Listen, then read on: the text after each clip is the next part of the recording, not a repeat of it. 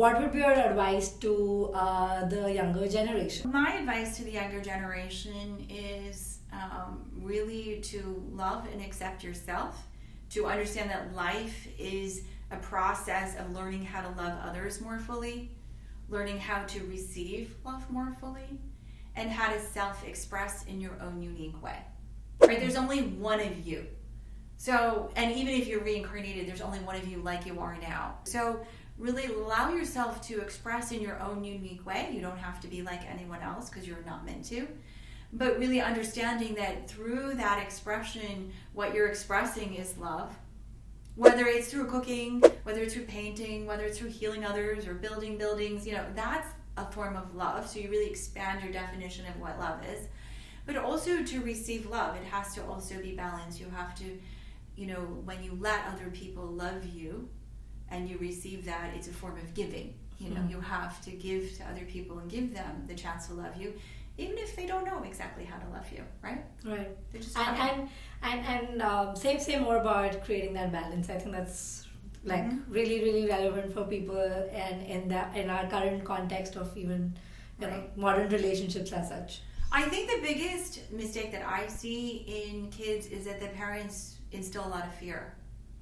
Oh, you have to do well in school, because if you don't do well in school, then you're not going to get into a good college, and then you won't have a good job, and then you won't have a good partner, and you won't have a good home, and then I'm going to have to worry about you, right? That's pretty much the logic. Versus, how about you take some time and find out who you are? There are kids that don't do well in school. It doesn't mean they're not smart. It just means they're not smart at the way school is taught. And a lot of school is taught for people who are visual learners. So if you're an auditory learner, you're not going to excel in that system. If you're a kinesthetic learner, you're not going to excel at that system. It doesn't mean you're not smart. And I don't like kids at 8 years old, 10 years old, 15 thinking they're not smart. Everybody has brilliance. It's just, what is it? And give them the chance to uncover it. And my younger son, he's 19 now, he has epilepsy. I just pulled him out of school for an entire year. I bought him $500 worth of art supplies, a record player, and I gave him a record stipend, and I said, okay, just draw and listen to music. And he said, for a whole year? I said, yes. Well, what about school? I'm like, school will always be there. So he drew and drew and drew and drew. Actually, for the first month, he just was on Instagram and TikTok.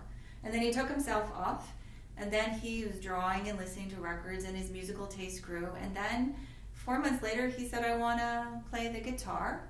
3 weeks later, he said, I actually think I'm more of a bass person. And now he's 3.5 years later, and he's pretty much really like a master in bass. He plays like 6-7 hours a day. He wants to go to music school. Some adult said to him, what are you doing with your life, And he says, I have to do something with my life. I have to make money. And I'm like, who talked to you?